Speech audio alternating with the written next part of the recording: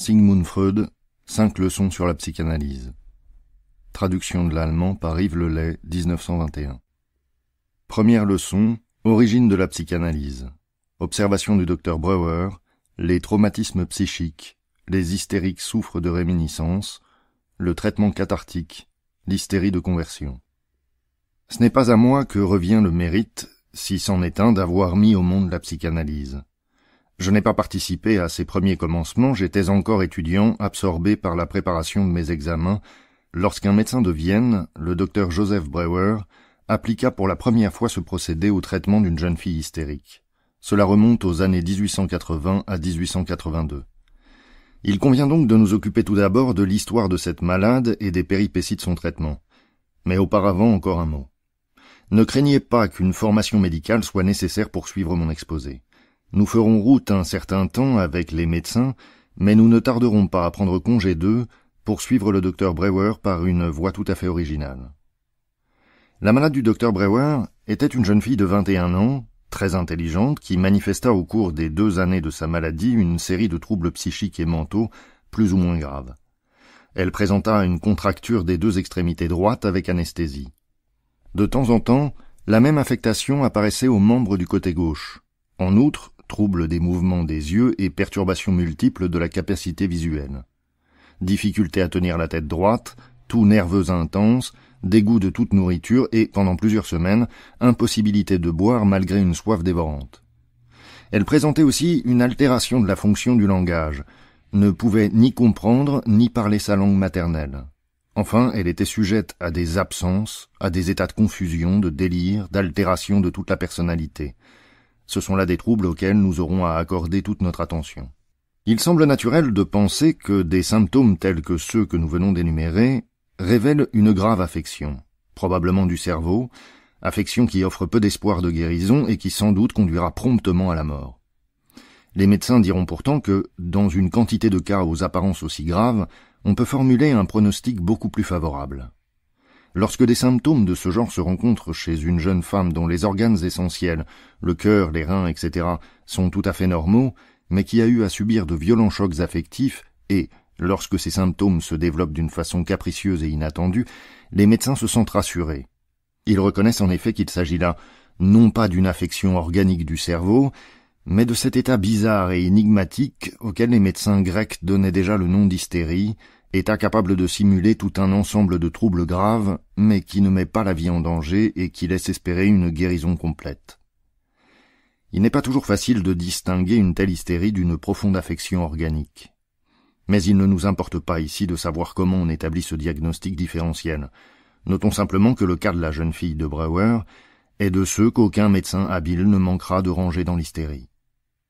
Il convient de rappeler ici que les symptômes de la maladie sont apparus alors que la jeune fille soignait son père qu'elle adorait, au cours d'une maladie à laquelle il devait succomber, et que sa propre maladie l'obligea à renoncer à ses soins. Les renseignements qui précèdent épuisent ce que les médecins pouvaient nous apprendre sur le cas qui nous intéresse. Le moment est venu de quitter ces derniers. Mais il ne faut pas s'imaginer que l'on a beaucoup fait pour la guérison lorsqu'on a substitué le diagnostic d'hystérie à celui d'affection cérébrale organique. L'art médical est le plus souvent aussi impuissant dans un cas que dans l'autre. Et quand il s'agit d'hystérie, le médecin n'a rien d'autre à faire qu'à laisser à la bonne nature le soin d'opérer le rétablissement complet qu'il est en droit de pronostiquer. Si le diagnostic d'hystérie touche peu le malade, il touche beaucoup le médecin. Son attitude est tout autre à l'égard de l'hystérique qu'à l'égard de l'organique. Il n'accorde pas à celui-là le même intérêt qu'à celui-ci, car son mal est bien moins sérieux malgré les apparences. N'oublions pas non plus que le médecin, au cours de ses études, a appris, par exemple dans des cas d'apoplexie ou de tumeur, à se représenter plus ou moins exactement les causes des symptômes organiques. Au contraire, en présence des singularités hystériques, son savoir, sa science anatomique, physiologique et pathologique le laissent en l'air. Il ne peut comprendre l'hystérie, en face d'elle il est incompétent. Ce qui ne nous plaît guère quand on a l'habitude de tenir en haute estime sa propre science. Les hystériques perdent donc la sympathie du médecin qui les considère comme des gens qui transgressent les lois, comme infidèles à l'égard des hérétiques. Il les juge capables de toutes les vilainies possibles, les accuse d'exagération et de simulation intentionnelle, et il les punit en leur retirant son intérêt. Le docteur Brewer, lui, n'a pas suivi une telle conduite. Bien que, tout d'abord, il fût incapable de soulager sa malade, il ne lui refusa ni sa bienveillance ni son intérêt. Sans doute sa tâche fut-elle facilitée par les remarquables qualités d'esprit et de caractère dont elle témoigna, et la façon sympathique avec laquelle il se mit à l'observer lui permit bientôt de lui porter un premier secours. On avait remarqué que dans ces états d'absence, d'altération psychique avec confusion, la malade avait l'habitude de murmurer quelques mots qui semblaient se rapporter à des préoccupations intimes. Le médecin se fit répéter ces paroles et, ayant mis la malade dans une sorte d'hypnose, les lui répéta mot pour mot, espérant ainsi déclencher les pensées qui la préoccupaient. La malade tomba dans le piège et se mit à raconter l'histoire dont les mots murmurés pendant ces états d'absence avaient trahi l'existence. C'étaient des fantaisies d'une profonde tristesse, souvent même d'une certaine beauté, nous dirons des rêveries, qui avaient pour thème une jeune fille au chevet de son père malade. Après avoir exprimé un certain nombre de ces fantaisies, elle se trouvait délivrée, ramenée à une vie psychique normale.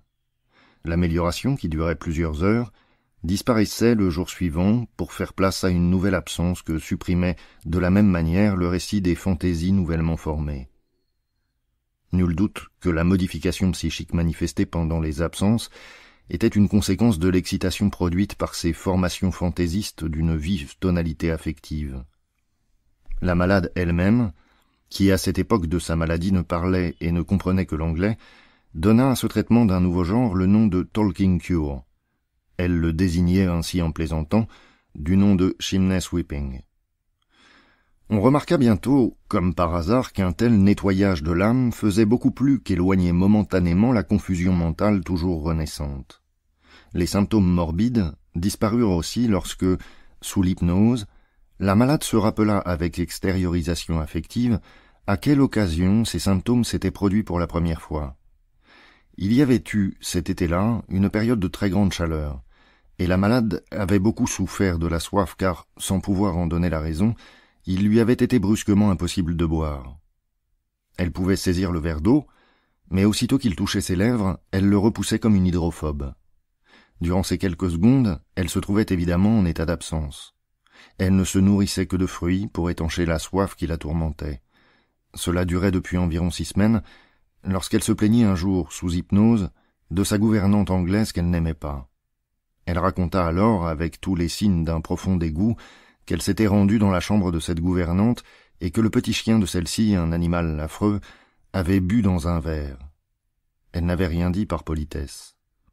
Son récit achevé, elle manifesta violemment sa colère, restée contenue jusqu'alors. Puis elle demanda à boire, but une grande quantité d'eau, et se réveilla de l'hypnose, le verre aux lèvres. Le trouble avait disparu pour toujours. Arrêtons-nous un instant à cette expérience. Personne n'avait encore fait disparaître un symptôme hystérique de cette manière et n'avait pénétré si profondément dans la compréhension de ses causes. Quelle découverte grosse de conséquences si la plupart de ces symptômes pouvaient être supprimés de cette manière. Brewer n'épargna aucun effort pour en faire la preuve.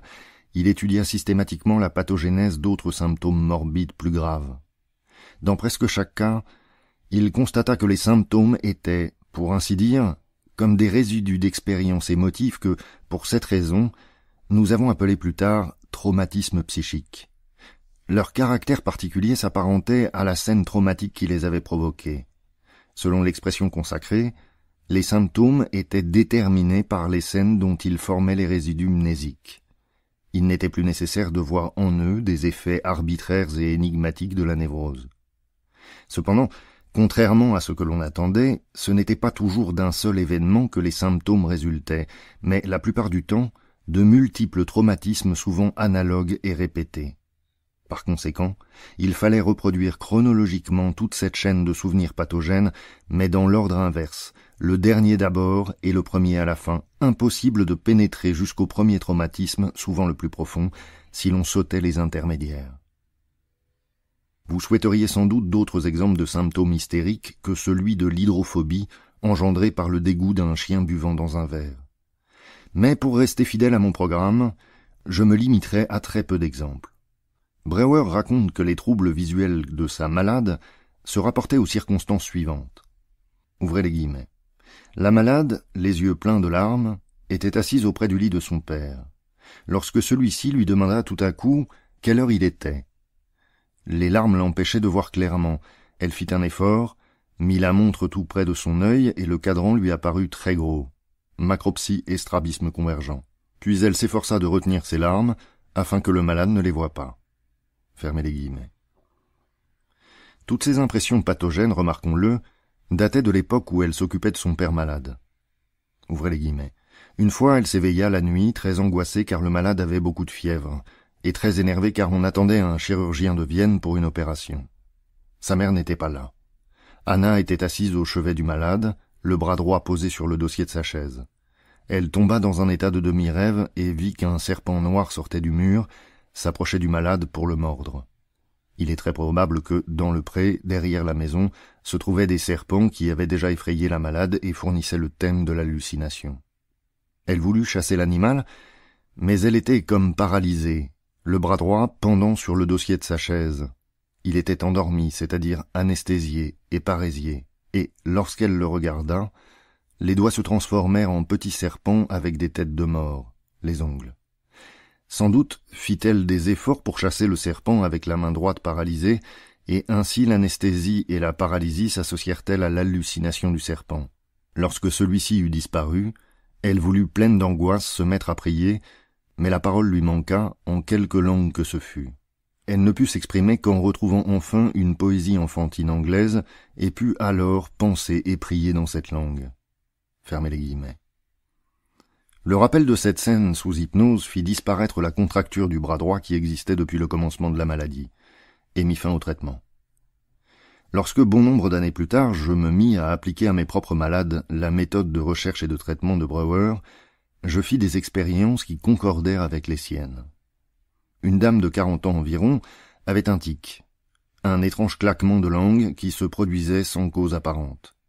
L'origine de ce tic venait de deux événements différents qui avaient ceci de commun que, par une sorte de contradiction, elle avait fait entendre ce claquement à un moment où elle désirait vivement ne pas troubler le silence.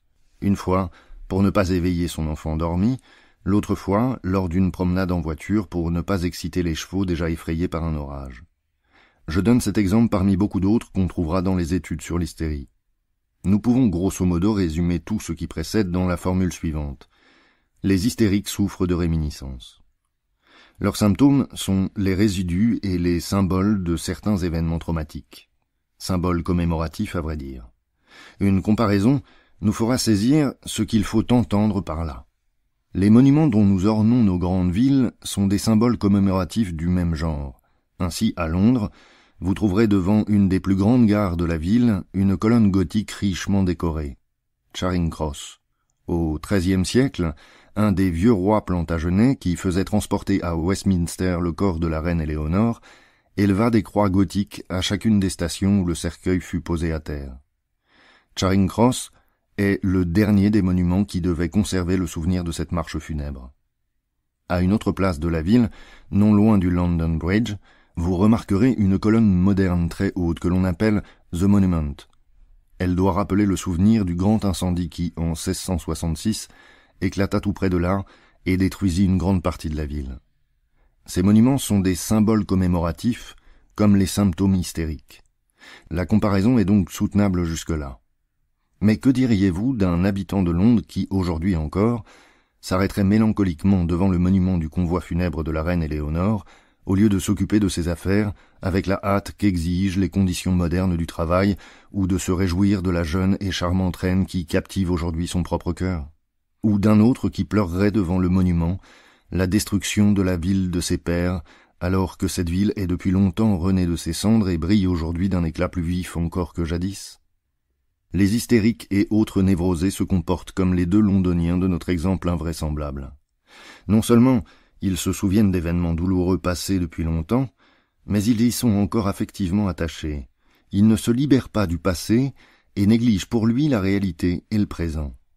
Cette fixation de la vie mentale au traumatisme pathogène est un des caractères les plus importants et, pratiquement, les plus significatifs de la névrose. Vous allez sans doute, en pensant à la malade de Brouwer, me faire une objection qui certainement est plausible.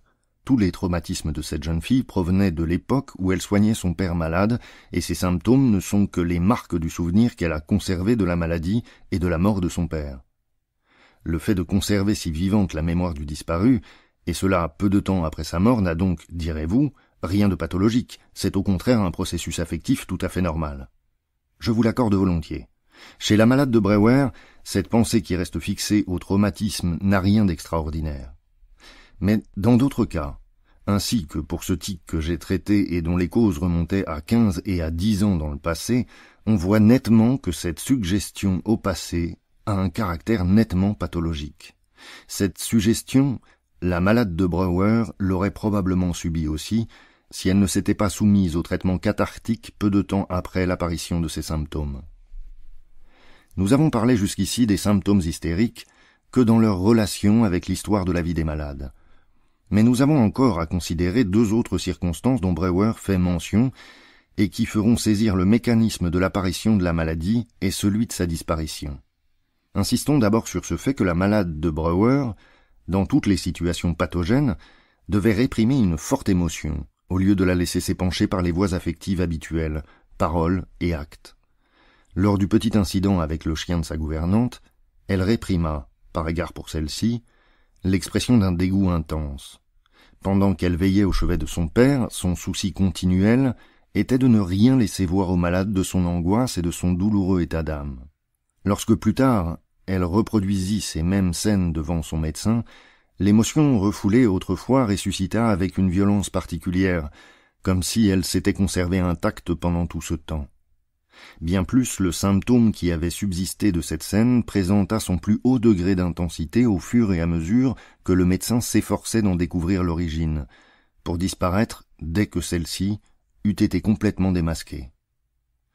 On put d'autre part constater que le souvenir de la scène en présence du médecin restait sans effet si, pour une raison quelconque, il se déroulait sans être accompagné d'émotions, d'affects. C'est apparemment de ces affects que dépendent et la maladie et le rétablissement de la santé. On fut ainsi conduit à admettre que le patient tombé malade de l'émotion déclenchée par une circonstance pathogène n'a pu l'exprimer normalement et qu'elle est ainsi restée coincée. Ces affects coincés ont une double destinée.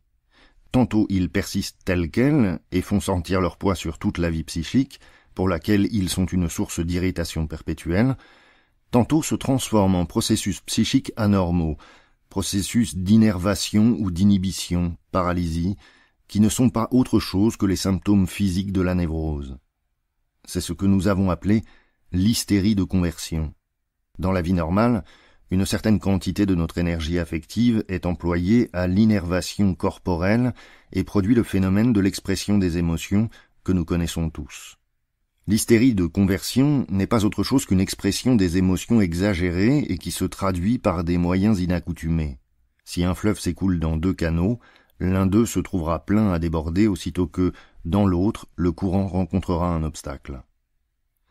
Vous voyez que nous sommes sur le point d'arriver à une théorie purement psychologique de l'hystérie, théorie dans laquelle nous donnons la première place au processus affectif. Une deuxième observation de Brouwer nous oblige à accorder dans le déterminisme des processus morbides une grande importance aux états de la conscience. La malade de Brouwer présentait à côté de son état normal des états d'âme multiples, états d'absence, de confusion, changement de caractère. À l'état normal, elle ne savait rien de ces scènes pathogènes et de leur rapport avec ses symptômes. Elle les avait oubliés ou ne les mettait pas en relation avec sa maladie. Lorsqu'on l'hypnotisait, il fallait faire de grands efforts pour lui remettre ces scènes en mémoire, et c'est ce travail de réminiscence qui supprimait les symptômes. Nous serions bien embarrassés pour interpréter cette constatation si l'expérience et l'expérimentation de l'hypnose n'avaient montré le chemin à suivre. L'étude des phénomènes hypnotiques nous a habitués à cette conception d'abord étrange que, dans un seul et même individu, il peut y avoir plusieurs groupements psychiques, assez indépendants pour qu'ils ne sachent rien les uns des autres. Des cas de ce genre que l'on appelle double conscience peuvent, à l'occasion, se présenter spontanément à l'observation. Si dans un tel dédoublement de la personnalité, La conscience reste constamment liée à l'un des deux états, on nomme cet état l'état psychique conscient, et l'on appelle inconscient celui qui en est séparé. Le phénomène connu sous le nom de suggestion post-hypnotique, dans lequel un ordre donné au cours de l'hypnose se réalise plus tard, coûte que coûte, à l'état normal, donne une image excellente de l'influence que l'état conscient peut recevoir de l'inconscient, et c'est d'après ce modèle qu'il nous est possible de comprendre les phénomènes observés dans l'hystérie. Breuer se décida à admettre que les symptômes hystériques auraient été provoqués durant des états d'âme spéciaux qu'il appelait hypnoïdes. Les excitations qui se produisent dans les états hypnoïdes de ce genre deviennent facilement pathogènes parce qu'elles ne trouvent pas dans ces états des conditions nécessaires à leur aboutissement normal. Il se produit alors cette chose particulière qui est le symptôme et qui pénètre dans l'état normal comme un corps étranger. D'autant plus que le sujet n'a pas conscience de la cause de son mal. Là où il y a un symptôme, il y a aussi amnésie, un vide, une lacune dans le souvenir, et si l'on réussit à combler cette lacune, on supprime par là même le symptôme. Je crains que cette partie de mon exposé ne vous paraisse pas très claire, mais soyez indulgents, il s'agit de vues nouvelles et difficiles qu'il est peut-être impossible de présenter plus clairement pour le moment tout au moins.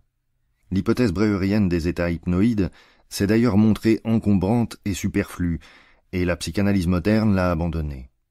Vous apprendrez plus tard tout ce qu'on a encore découvert derrière les états hypnoïdes de Breuer. Vous aurez aussi, sans doute, et à bon droit, l'impression que les recherches de Breuer ne pouvaient vous donner qu'une théorie incomplète et une explication insuffisante des faits observés, mais des théories parfaites ne tombent pas ainsi du ciel, et vous vous méfierez à plus forte raison de l'homme qui, dès le début de ses observations, vous présenterait une théorie sans lacune et complètement parachevée. Une telle théorie ne saurait être qu'un produit de la spéculation et non le fruit d'une étude sans parti pris de la réalité. Deuxième leçon. Conception nouvelle de l'hystérie, refoulement et résistance, le conflit psychique, le symptôme est le substitut d'une idée refoulée, la méthode psychanalytique. À peu près à l'époque où Breuer appliquait sa talking cure, Charcot poursuivait à la Salpêtrière ses recherches sur l'hystérie qui devaient aboutir à une nouvelle conception de cette névrose. La conclusion à laquelle il parvenait n'était alors pas connue à Vienne. Mais lorsque 10 ans plus tard, nous publiâmes, Breuer et moi, notre communication préliminaire sur le mécanisme psychique des phénomènes hystériques, inspirée par les résultats du traitement cathartique de la première malade de Breuer, nous étions en plein sous l'influence des travaux de Charcot. Nous fîmes alors de nos traumatismes psychiques les équivalents des traumatismes psychiques dont Charcot avait établi le rôle dans le déterminisme des paralysies hystériques. Et l'hypothèse des états hypnoïdes de Breuer n'était qu'un écho des expériences du professeur français relatives à la production, sous hypnose, de paralysies en tout point semblables aux paralysies traumatiques. L'illustre clinicien dont je fus l'élève en 1885-86 était peu enclin aux conceptions psychologiques. Ce fut son disciple Pierre Janet qui tenta d'analyser de près les processus psychiques de l'hystérie, et nous suivîmes son exemple en faisant du dédoublement mental et de la dissociation de la personnalité le pivot de notre théorie. La théorie de Janet repose sur les doctrines admises en France relatives au rôle de l'hérédité et de la dégénérescence dans l'origine des maladies. D'après cet auteur, l'hystérie est une forme d'altération dégénérative du système nerveux qui se manifeste par une faiblesse congénitale de la synthèse psychique. Voici ce qu'il entend par là. Les hystériques seraient incapables de maintenir en un seul faisceau les multiples phénomènes psychiques et il en résulterait la tendance à la dissociation mentale. Si vous me permettez une comparaison un peu grossière mais claire, l'hystérique de Janet fait penser à une femme qui est sortie pour faire des emplettes et qui revient chargée de boîtes et de paquets. Mais ses 2 bras et ses 10 doigts ne lui suffisent pas pour embrasser convenablement tout son bagage, et voilà un paquet qui glisse à terre. Elle se baisse pour le ramasser, mais c'est un autre qui dégringole, et ainsi de suite. Cependant, il est des faits qui ne cadrent pas très bien avec cette théorie de la faiblesse mentale. Ainsi on constate chez les hystériques certaines capacités qui diminuent, d'autres qui augmentent comme s'ils voulaient compenser d'un côté ce qui est réduit de l'autre. Par exemple, à l'époque où la malade de Breuer avait oublié sa langue maternelle ainsi que toutes les autres, sauf l'anglais, elle parlait celle-ci avec une telle perfection qu'elle était capable, quand on lui mettait dans les mains un livre allemand, de faire à livre ouvert une traduction excellente. Lorsque plus tard j'entrepris de continuer seul les recherches commencées par Brouwer, je me formais bientôt une opinion différente sur l'origine de la dissociation hystérique, dédoublement de la conscience. Une telle divergence devait se produire, puisque je n'étais pas parti comme Janet d'expériences de laboratoire, mais de nécessité thérapeutique. Ce qui m'importait avant tout, c'était la pratique. Le traitement cathartique appliqué par Brouwer exigeait qu'on plongeât le malade dans une hypnose profonde, puisque seuls les états hypnotiques lui permettaient de se rappeler les événements pathogènes qui lui échappaient à l'état normal. Or, je n'aimais pas l'hypnose. C'était un procédé incertain et qui a quelque chose de mystique. Mais lorsque j'eus constaté que, malgré tous mes efforts, je ne pouvais mettre en état d'hypnose qu'une petite partie de mes malades, je décidai d'abandonner ce procédé et d'appliquer le traitement cathartique. J'essayais donc d'opérer en laissant les malades dans leur état normal. Cela semblait au premier abord une entreprise insensée et sans chance de succès. Il s'agissait d'apprendre du malade quelque chose qu'on ne savait pas et que lui-même ignorait. Comment pouvait-on espérer y parvenir ? Je me souvins alors d'une expérience étrange et instructive que j'avais vue chez Bernheim, à Nancy. Bernheim nous avait montré que les sujets qu'il avait mis en somnambulisme hypnotique et auxquels il avait fait accomplir divers actes n'avaient perdu qu'apparemment le souvenir de ce qu'ils avaient vu et vécu sous l'hypnose, et qu'il était possible de réveiller en eux ces souvenirs à l'état normal. Si on les interroge, une fois réveillés, sur ce qui s'est passé, ces sujets prétendent d'abord ne rien savoir, mais si l'on ne cède pas, si on les presse, si on leur assure qu'ils le peuvent, alors les souvenirs oubliés réapparaissent sans manquer. J'agis de même avec mes malades. Lorsqu'ils prétendaient ne plus rien savoir, je leur affirmais qu'ils savaient, qu'ils n'avaient qu'à parler, et j'assurais même que le souvenir qui leur reviendrait au moment où je mettrais la main sur leur front serait le bon. De cette manière, je réussis, sans employer l'hypnose, à apprendre des malades tout ce qu'il était nécessaire pour établir le rapport entre les scènes pathogènes oubliées et les symptômes qui en étaient les résidus. Mais c'était un procédé pénible et épuisant à la longue, qui ne pouvait s'imposer comme une technique définitive. Je ne l'abandonnais pourtant pas sans avoir tiré des conclusions décisives. La preuve était faite que les souvenirs oubliés ne sont pas perdus, qu'ils restent en la possession du malade, prêts à surgir, associés à ce qu'il sait encore. Mais il existe une force qui les empêche de devenir conscients. L'existence de cette force peut être considérée comme certaine, car on sent un effort quand on essaie de ramener à la conscience les souvenirs inconscients. Cette force, qui maintient l'état morbide, on l'éprouve comme une résistance opposée par le malade. C'est sur cette idée de résistance que j'ai fondé ma conception des processus psychiques dans l'hystérie. La suppression de cette résistance s'est montrée indispensable au rétablissement du malade. D'après le mécanisme de la guérison, on peut déjà se faire une idée très précise de la marche de la maladie. Les mêmes forces qui aujourd'hui s'opposent à la réintégration de l'oublié dans le conscient sont assurément celles qui ont, au moment du traumatisme, provoqué cet oubli et qui ont refoulé dans l'inconscient les incidents pathogènes. J'ai appelé refoulement ce processus supposé par moi, et je l'ai considéré comme prouvé par l'existence indéniable de la résistance. Mais on pouvait encore se demander ce qu'étaient ces forces et quelles étaient les conditions de ce refoulement où nous voyons aujourd'hui le mécanisme pathogène de l'hystérie. Ce que le traitement cathartique nous avait appris nous permet de répondre à cette question. Dans tous les cas observés, on constate qu'un désir violent a été ressenti, qui s'est trouvé en complète opposition avec d'autres désirs de l'individu, inconciliables avec les aspirations morales et esthétiques de la personne. Bref, un conflit s'en est suivi. À l'issue de ce combat intérieur, le désir inconciliable est devenu l'objet du refoulement. Il a été chassé hors de la conscience et oublié. Puisque la représentation en question est inconciliable avec le moi du malade, le refoulement se produit sous forme d'exigence morale ou autre de la part de l'individu. L'acceptation du désir inconciliable ou la prolongation du conflit aurait provoqué un malaise intense. Le refoulement épargne ce malaise. Il apparaît ainsi comme un moyen de protéger la personne psychique. Je me limiterai à l'exposé d'un seul cas, dans lequel les conditions et l'utilité du refoulement sont clairement révélées. Néanmoins, je dois encore écourter ce cas et laisser de côté d'importantes hypothèses. Une jeune fille avait récemment perdu un père tendrement aimé, après avoir aidé à le soigner, situation analogue à celle de la malade de Brouwer. Sa sœur aînée s'étant mariée, elle se prit d'une vive affection pour son beau-frère, affection qui passa du reste pour une simple intimité comme on en rencontre entre les membres d'une même famille. Mais bientôt cette sœur tomba malade et mourut pendant une absence de notre jeune fille et de sa mère. Celles-ci furent rappelées en hâte, sans être entièrement instruites du douloureux événement. Lorsque la jeune fille arriva au chevet de sa sœur morte, en elle émergea pour une seconde une idée qui pouvait s'exprimer un peu ainsi. « Maintenant, il est libre, et il peut m'épouser. » Il est certain que cette idée, qui trahissait à la conscience de la jeune fille l'amour intense qu'elle éprouvait sans le savoir pour son beau-frère, la révolta et fut immédiatement refoulée.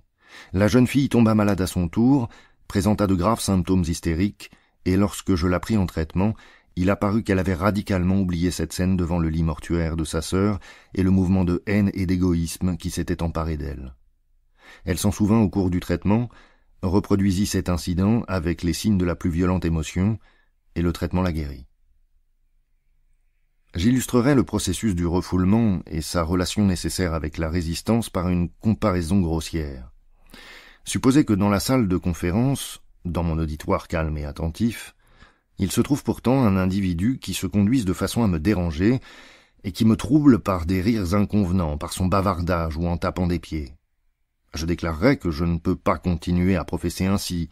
Sur ce, quelques auditeurs vigoureux se lèveront et, après une brève lutte, mettront le personnage à la porte. Il sera refoulé, et je pourrai continuer ma conférence. Mais, pour que le trouble ne se reproduise plus, au cas où l'expulsé essaierait de rentrer dans la salle, les personnes qui sont venues à mon aide iront adosser leurs chaises à la porte et former ainsi comme une résistance. Si maintenant l'on transporte sur le plan psychique les événements de notre exemple, si l'on fait de la salle de conférence le conscient et du vestibule l'inconscient, voilà une assez bonne image du refoulement. C'est en cela que notre conception diffère de celle de Janet. Pour nous, la dissociation psychique ne vient pas d'une inaptitude innée de l'appareil mental à la synthèse, nous l'expliquons dynamiquement par le conflit de deux forces psychiques. Nous voyons en elle le résultat d'une révolte active et de deux constellations psychiques, le conscient et l'inconscient, l'une contre l'autre. Cette conception nouvelle soulève beaucoup de nouveaux problèmes. Ainsi, le conflit psychique est certes très fréquent et le moi cherche à se défendre contre les souvenirs pénibles sans provoquer pour autant une dissociation psychique. Force est donc d'admettre que d'autres conditions sont encore requises pour amener une dissociation. J'accorde volontiers que l'hypothèse du refoulement constitue non pas le terme, mais bien le début d'une théorie psychologique. Mais nous ne pouvons progresser que pas à pas, et il faut nous laisser le temps d'approfondir notre idée. Qu'on se garde ainsi d'essayer d'interpréter le cas de la jeune fille de Brouwer à l'aide de la théorie du refoulement. L'histoire de cette malade ne s'y prête pas, car les données en ont été obtenues par l'influence hypnotique. Ce n'est qu'en écartant l'hypnose que l'on peut constater les résistances et les refoulements et se former une représentation exacte de l'évolution pathogène réelle. Dans l'hypnose, la résistance se voit mal, parce que la porte est ouverte sur l'arrière-fond psychique. Néanmoins, l'hypnose accentue la résistance aux frontières de ce domaine. Elle en fait un mur de fortification qui rend tout le reste inabordable. Le résultat le plus précieux auquel nous avait conduit l'observation de Brouwer était la découverte de la relation des symptômes avec les événements pathogènes au traumatisme psychique. Comment allons-nous interpréter tout cela du point de vue de la théorie du refoulement? Au premier abord, on ne voit vraiment pas comment. Mais au lieu de me livrer à une déduction théorique compliquée, je vais reprendre ici notre comparaison de tout à l'heure. Il est certain qu'en éloignant le mauvais sujet qui dérangeait la leçon, et en plaçant des sentinelles devant la porte, tout n'est pas fini. Il peut très bien arriver que l'expulsé, amer et résolu, provoque encore du désordre. Il n'est plus dans la salle, c'est vrai. On est débarrassé de sa présence, de son rire moqueur, de ses remarques à haute voix, mais à certains égards, le refoulement est pourtant resté inefficace, car voilà qu'au dehors l'expulsé fait un vacarme insupportable. Il crie, donne des coups de poing contre la porte, et trouble ainsi la conférence plus que par son attitude précédente. Dans ces conditions, il serait heureux que le président de la Réunion veuille bien assumer le rôle de médiateur et de pacificateur. Il parlementerait avec le personnage récalcitrant, puis il s'adresserait aux auditeurs et leur proposerait de le laisser rentrer, prenant sur lui de garantir une meilleure conduite. On déciderait de supprimer le refoulement, et le calme et la paix renaîtraient. Voilà une image assez juste de la tâche qui incombe au médecin dans le traitement psychanalytique des névroses. Exprimons-nous maintenant sans image. L'examen d'autres malades hystériques et d'autres névrosés nous conduit à la conviction qu'ils n'ont pas réussi à refouler l'idée à laquelle est lié leur désir insupportable. Ils l'ont bien chassé de leur conscience et de leur mémoire, et se sont épargnés apparemment une grande somme de souffrance, mais le désir refoulé continue à subsister dans l'inconscient. Il guette une occasion de se manifester, et il réapparaît bientôt à la lumière, mais sous un déguisement qui le rend méconnaissable. En d'autres termes, l'idée refoulée est remplacée dans la conscience par une autre qui lui sert de substitut, d'ersatz, et à laquelle vient s'attacher toutes les impressions de malaise que l'on croyait avoir écartées par le refoulement. Ce substitut de l'idée refoulée, le symptôme, est protégé contre de nouvelles attaques de la part du moi, et au lieu d'un court conflit, intervient maintenant une souffrance continuelle. À côté des signes de défiguration, le symptôme offre un reste de ressemblance avec l'idée refoulée. Les procédés de formation substitutive se trahissent pendant le traitement psychanalytique du malade, et il est nécessaire pour la guérison que le symptôme soit ramené par ces mêmes moyens à l'idée refoulée. Si l'on parvient à ramener ce qui est refoulé au plein jour, cela suppose que des résistances considérables ont été surmontées.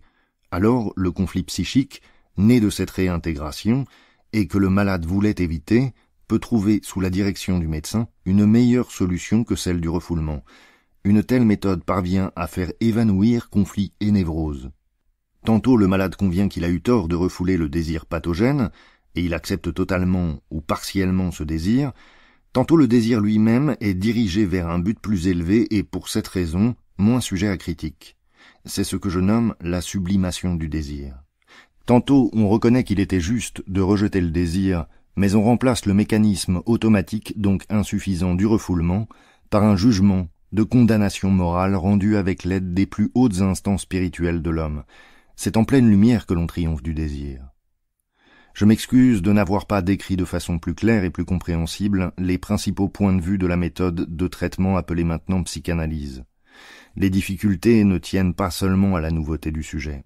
De quelle nature sont les désirs insupportables qui, malgré le refoulement, savent encore se faire entendre au fond de l'inconscient? Dans quelles conditions le refoulement échoue-t-il et se forme-t-il un substitut ou un symptôme? Nous allons le voir. Troisième leçon. Le principe du déterminisme psychique, le mot d'esprit, le complexe, les rêves et leur interprétation, l'analyse des rêves, acte manqué, lapsus, acte symptomatique, multiples motivations. Il n'est pas toujours facile d'être exact et surtout quand il faut être bref. Aussi suis-je obligé de corriger aujourd'hui une erreur commise dans mon précédent chapitre. Je vous avais dit que lorsque, renonçant à l'hypnose, on cherchait à réveiller les souvenirs que le sujet pouvait avoir de l'origine de sa maladie en lui demandant de dire ce qui lui venait à l'esprit, la première idée qui surgissait se rapportait à ses premiers souvenirs.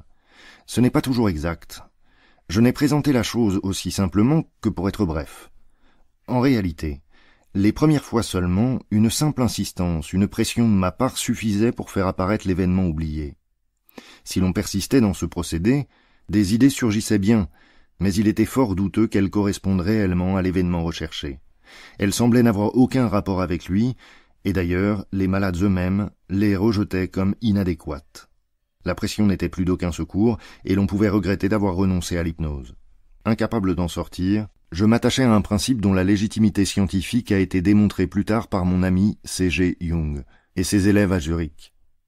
Il est parfois bien précieux d'avoir des principes. C'est celui du déterminisme psychique, en la rigueur duquel j'avais la foi la plus absolue. Je ne pouvais pas me figurer qu'une idée surgissant spontanément dans la conscience d'un malade, surtout d'une idée éveillée par la concentration de son attention, pût être tout à fait arbitraire et sans rapport avec la représentation oubliée que nous voulions retrouver. Qu'elle ne lui fût pas identique, cela s'expliquait par l'état psychologique supposé. Deux forces agissaient l'une contre l'autre dans le malade. D'abord, son effort réfléchi pour ramener à la conscience les choses oubliées, mais latentes dans son inconscient. D'autre part, la résistance que je vous ai décrite et qui s'oppose au passage à la conscience des éléments refoulés. Si cette résistance est nulle ou très faible, la chose oubliée devient consciente sans se déformer. On était donc autorisé à admettre que la déformation de l'objet recherché serait d'autant plus grande que l'opposition à son arrivée à la conscience serait plus forte. L'idée qui se présentait à l'esprit du malade à la place de celle qu'on cherchait à rappeler avait donc elle-même la valeur d'un symptôme. C'était un substitut nouveau, artificiel et éphémère de la chose refoulée, et qui lui ressemblait d'autant moins que sa déformation sous l'influence de la résistance avait été plus grande. Pourtant, il devait y avoir une certaine similitude avec la chose recherchée, puisque c'était un symptôme et, si la résistance n'était pas trop intense, il devait être possible de deviner, au moyen des idées spontanées, l'inconnu qui se dérobait. L'idée surgissant dans l'esprit du malade est, par rapport à l'élément refoulé, comme une allusion, comme une traduction de celle-ci, dans un autre langage. Nous connaissons dans la vie psychique normale des situations analogues qui conduisent à des résultats semblables. Tel est le cas du mot d'esprit. Les problèmes de la technique psychanalytique m'ont obligé à m'occuper ainsi de la formation du mot d'esprit. Je vais vous en donner un exemple. On raconte que 2 commerçants peu scrupuleux, ayant réussi à acquérir une grande fortune au moyen de spéculations pas très honnêtes, s'efforçaient d'être admis dans la bonne société. Il leur sembla donc utile de faire leur portrait par un peintre très célèbre et très cher. Les 2 spéculateurs donnèrent une grande soirée pour faire admirer ces tableaux coûteux et conduisirent eux-mêmes un critique d'art influent devant la paroi du salon où les portraits étaient suspendus l'un à côté de l'autre. Le critique considéra longuement les 2 portraits, puis secoua la tête comme s'il lui manquait quelque chose, et se borna à demander, en indiquant l'espace libre entre les tableaux, « Où est le Christ ?» Analysons cette plaisanterie. Évidemment, le critique a voulu dire « Vous êtes 2 coquins comme ceux entre lesquels on a crucifié Jésus-Christ. » Cependant, il ne l'a pas dit. Il a dit autre chose qui, au premier abord, paraît tout à fait étrange, incompréhensible, sans rapport avec la situation présente. On ne tarde pourtant pas à discerner dans cette exclamation du critique d'art l'expression de son mépris. Elle tient lieu d'une injure. Elle a la même valeur, la même signification, elle en est le substitut. Certes, nous ne pouvons pas pousser trop loin notre parallèle entre le cas du mot d'esprit et les associations fournies par les malades. Cependant, il nous faut souligner la parenté que l'on constate entre les mobiles profonds d'un mot d'esprit et ceux qui font surgir une idée dans la conscience des malades au cours d'un interrogatoire. Pourquoi notre critique n'a-t-il pas exprimé directement sa pensée aux 2 coquins? Parce que, à côté de son désir de leur parler net, d'excellents motifs contraires agissaient sur lui. Il n'est pas sans danger d'insulter des gens dont on est l'invité et qui ont à leur disposition une nombreuse domesticité au point solide. Nous avons vu précédemment combien les tapageurs et ceux qui méprisent les convenances étaient rapidement refoulés. C'est pourquoi notre critique d'art se garde bien d'être explicite et déguise son injure sous la forme d'une simple allusion. De même, chez nos malades, ces idées substituts qui surgissent à la place des souvenirs oubliés et dont elles ne sont qu'un déguisement. Suivons l'exemple de l'école de Zurich, Bleuler, Jung, etc. Et appelons complexe tout groupe d'éléments représentatifs liés ensemble et chargés d'affect. Si, pour rechercher un complexe refoulé, nous partons des souvenirs que le malade possède encore, nous pouvons donc y parvenir à condition qu'il nous apporte un nombre suffisant d'associations libres. Nous laissons parler le malade comme il lui plaît, conformément à notre hypothèse d'après laquelle rien ne peut lui venir à l'esprit qui ne dépende indirectement du complexe recherché. Cette méthode pour découvrir les éléments refoulés vous semble peut-être pénible. Je puis cependant vous assurer que c'est la seule praticable. Il arrive alors qu'elle semble échouer. Le malade s'arrête brusquement, hésite et prétend n'avoir rien à dire, qu'il ne lui vient absolument rien à l'esprit. S'il en était réellement ainsi, notre procédé serait inapplicable. Mais une observation minutieuse montre qu'un tel arrêt des associations libres ne se présente jamais. Elles paraissent suspendues parce que le malade retient ou supprime l'idée qu'il vient d'avoir, sous l'influence de résistance revêtant la forme de jugement critique. On évite cette difficulté en avertissant le malade à l'avance et en exigeant qu'il ne tienne aucun compte de cette critique. Il faut qu'il renonce complètement à tout choix de ce genre et qu'il dise tout ce qui lui vient à l'esprit, même s'il pense que c'est inexact, hors de la question, stupide même, et surtout s'il lui est désagréable que sa pensée s'arrête à une telle idée. S'il se soumet à ces règles, il nous procurera les associations libres qui nous mettront sur les traces du complexe refoulé. Ces idées spontanées que le malade repousse comme insignifiantes, s'il résiste au lieu de céder au médecin, représentent en quelque sorte, pour le psychanalyste, le minerai dont il extraira le métal précieux par de simples artifices d'interprétation. Si l'on veut acquérir rapidement une idée provisoire des complexes refoulés par un malade, sans se préoccuper de leur ordre ni de leurs relations, on se servira de l'expérience d'association imaginée par Jung et ses élèves. Ce procédé rend aux psychanalystes autant de services que l'analyse qualitative aux chimistes. On peut s'en passer dans le traitement des névroses, mais il est indispensable pour la démonstration objective des complexes et pour l'étude des psychoses qui a été entreprise avec tant de succès par l'école de Zurich. L'examen des idées spontanées qui se présentent au malade, s'il se soumet aux principales règles de la psychanalyse, n'est pas le seul moyen technique qui permette de sonder l'inconscient. Deux autres procédés conduisent au même but, l'interprétation des rêves et celle des erreurs et des lapsus. J'avoue m'être demandé si, au lieu de vous donner à grands traits une vue d'ensemble de la psychanalyse, je n'aurais pas mieux fait de vous exposer en détail l'interprétation des rêves. Un motif personnel et d'apparence secondaire m'en a détourné. Il m'a paru déplacé de me présenter comme un déchiffreur de songes avant que vous ne sachiez l'importance que peut revêtir cet art dérisoire et suranné. L'interprétation des rêves est en réalité la voie royale de la connaissance de l'inconscient, la base la plus sûre de nos recherches, et c'est l'étude des rêves, plus qu'aucune autre, qui vous convaincra de la valeur de la psychanalyse et vous formera à sa pratique. Quand on me demande comment on peut devenir psychanalyste, je réponds par l'étude de ses propres rêves. Nos détracteurs n'ont jamais accordé à l'interprétation des rêves l'attention qu'elle méritait ou ont tenté de la condamner par les arguments les plus superficiels. Or, si on parvient à résoudre le grand problème du rêve, les questions nouvelles que soulève la psychanalyse n'offrent plus aucune difficulté. Il convient de noter que nos productions oniriques, nos rêves, ressemblent intimement aux productions des maladies mentales d'une part et que, d'autre part, elles sont compatibles avec une santé parfaite. Celui qui se borne à s'étonner des illusions des sens, des idées bizarres et de toutes les fantasmagories que nous offre le rêve, au lieu de chercher à les comprendre, n'a pas la moindre chance de comprendre les productions anormales des états psychiques morbides. Il restera, dans ce domaine, un simple profane. Et il n'est pas paradoxal d'affirmer que la plupart des psychiatres d'aujourd'hui doivent être rangés parmi ces profanes. Jetons donc un rapide coup d'œil sur le problème du rêve. D'ordinaire, quand nous sommes éveillés, nous traitons les rêves avec un mépris égal à celui que le malade éprouve à l'égard des idées spontanées que le psychanalyste suscite en lui. Nous les vouons à un oubli rapide et complet, comme si nous voulions nous débarrasser au plus vite de cet amas d'incohérences. Notre mépris vient du caractère étrange que revêtent non seulement les rêves absurdes et stupides, mais aussi ceux qui ne le sont pas. Notre répugnance à nous intéresser à nos rêves s'explique par les tendances impudiques et immorales qui se manifestent ouvertement dans certains d'entre eux. L'Antiquité, on le sait, n'a pas partagé ce mépris et aujourd'hui encore le bas peuple reste curieux des rêves auxquels il demande, comme les anciens, la révélation de l'avenir. Je m'empresse de vous assurer que je ne vais pas faire appel à des croyances mystiques pour éclairer la question du rêve. Je n'ai du reste jamais rien constaté qui confirme la valeur prophétique d'un songe. Cela n'empêche pas qu'une étude du rêve nous réservera de nombreuses surprises. D'abord, tous les rêves ne sont pas étrangers au rêveur, incompréhensibles et confus pour lui. Si vous vous donnez la peine d'examiner ceux des petits-enfants, à partir d'1 an et demi, vous les trouverez très simples et facilement explicables. Le petit enfant rêve toujours de la réalisation de désirs que le jour précédent a fait naître en lui, sans les satisfaire. Aucun art divinatoire n'est nécessaire pour trouver cette simple solution. Il suffit seulement de savoir ce que l'enfant a vécu le jour précédent.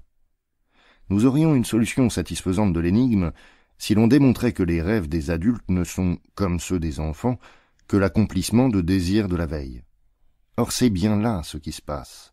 Les objections que soulève cette manière de voir disparaissent devant une analyse plus approfondie. Voici la première de ces objections. Les rêves des adultes sont le plus souvent incompréhensibles et ne ressemblent guère à la réalisation d'un désir. Mais répondons-nous, c'est qu'ils ont subi une défiguration, un déguisement. Leur origine psychique est très différente de leur expression dernière. Il nous faut donc distinguer deux choses. D'une part, le rêve tel qu'il nous apparaît, tel que nous l'évoquons le matin, vague au point que nous avons souvent de la peine à le raconter, à le traduire en mots, c'est ce que nous appellerons le contenu manifeste du rêve. D'autre part, Nous avons l'ensemble des idées oniriques latentes que nous supposons présider au rêve du fond même de l'inconscient. Ce processus de défiguration est le même que celui qui préside à la naissance des symptômes hystériques. La formation des rêves résulte donc du même contraste de force psychique que dans la formation des symptômes. Le contenu manifeste du rêve est le substitut altéré des idées oniriques latentes, et cette altération est l'œuvre d'un moi qui se défend.